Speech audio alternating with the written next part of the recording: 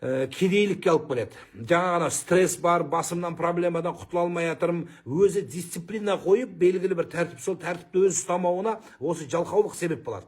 Өзі қойған заңға өзі бұзады адам. Неге? Өйткені өзің қойғансың. Сол үшін сенің жалқаулықты жеңетін нәрсе Құдай көріп тұр. Құдайдан, өзі қазақ халқынан сөз қалмаған. Құдайдан қорықпағаннан қорық деп айтқан сол. Өйткені ол Құдайдан қорқып тұр, дисциплинаға түседі. А Құдайдың дисциплинасын бұзған адам, онда адамның дисциплинасын оп-оңай бұза алады. Сол үшін айтайын дегенім, адам түнде әрқайсымыз жататын кезде шайтан үш жерден байлайды түйіндеп.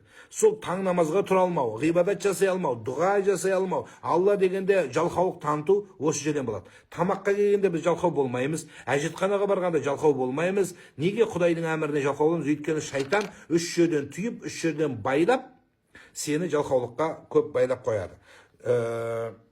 Жалқаулықтың келесі емінің біреуі ораза, яғни көп тамақтандыру.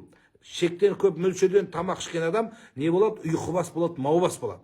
Адам қарны сәл аш болатын болса, оразада неге сергек жүрсіздер қазір? Барлықтарыңыз сергек жүрсіздер. Мау жырап жүрген адам жоқтың қасы. Неге? Өйткені сіздің тамақтың нормасы азайғаннан кейін, или дисциплина, тәртіпті тамақты уақытына нормаға салғаннан кейін сізде сергектік пайда болды. Күндіз ояу жүресіздер бәріңіз. Ұйқың бір ойда қанбай атса да бәрібір сергек жүресіз. Неге? Өйткені тамақтың мөлшерлемесі сізде дұрыс болды. Сондықтан балаларымыздың жаңағы тәртіпке бойынсынуында ораза тұрады басында. Мен сөзім басында айттым, ораза тұрады дедім. Сондықтан келесі мақсат қойдырмағандықтан балаларыңызға мақсат қойыңыздар. Кім болады? Дәрігер болам, президент болам, бастық болам, бай болам. Соның барлығының жолында адамның мақсаты тұрғызады. Таң намазға сізде мақсат тұрғызады, Алланың ризалығы. Кейбіреулерді үстінен көрпесін тұрғызатын нәрсе, алып тұрғызатын нәрсе әжетханаға қажеттілігі тұрғызады. Сондықтан Алла тағаладан мақсаты жоқ, әлбетте ол адамды ұйқы төстеп билейтін болады. Ұйқы деген дұшпан бар, жолдан қалдырар, ісіңді тоқтатар, дұшпаныңа алдырар деген мәселе осы. Келесі, құмырсқа. Құранда құмырсқа сүресі бар, Нәміл. Бұл құмырсқаны Алла тағала неге мысалға келтіреді? Сол жерде Сүлеймен алейхиссаламның оқиғалары бар. Сол құмырсқа күрлі болмайсыңдар ма деген мәселе. Құмырсқа алдында проблема көрсе, жалқаулық қылмай, жалқаулықты жеңетін құмырсқа құрлы жоқсыңдар ма деп соған көріп, сол проблеманы айналып өтеді. Яғни шама келгесі, жоқ мен болды, біттім, өлдім, тылындым демейді. Адамның талпынып ұмтылғаны, алға жылжығаны бұл үлкен жеңетін жеңісті адамға ұқсатады. Сондықтан балам кедейлік көрмесін десеңіз, жалқаулықты жеңе беретіңіз. Дүние жинап бермеңіз. Миллион, миллиард жинасаңыз да жалқаулық жұтып тынады. Сондықтан ең жалқаулыққа қарсы тұратын нәрсе ол адамның ішкі дүниесі, намазы, оразасы, дұғасы, талпынуы, еңбекқорлығы, тәрбиесі, одан кейін Құдайдан қорыққаны. Осы нәрсе оны тұрғызады, алға ұмтылтады.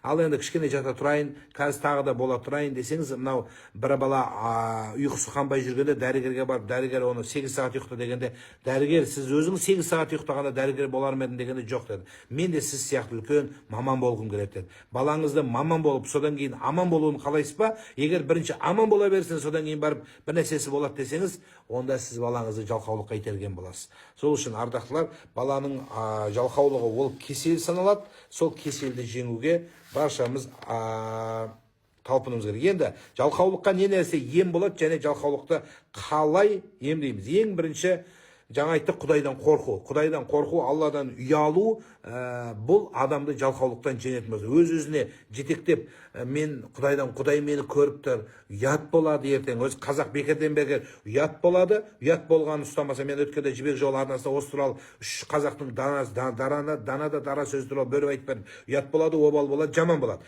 Біріншісі ұят болады. Ұятты ұстамадың ба, онда обал болады. Бұл обалды түсінбедің ба, онда ақырың жаман болады. Бұл осы үш сөз айтып жүрген адамдар өз не айтып жүрген ойланамайды. Осыны 30 жылдан бері айтып жүрмін. Қазақтың алтын шекарасы бар. Қазақтың алтын шекарасы ұят болады, обал болады. Осы екеуінен өттің ба, онда ақырың жаман болады.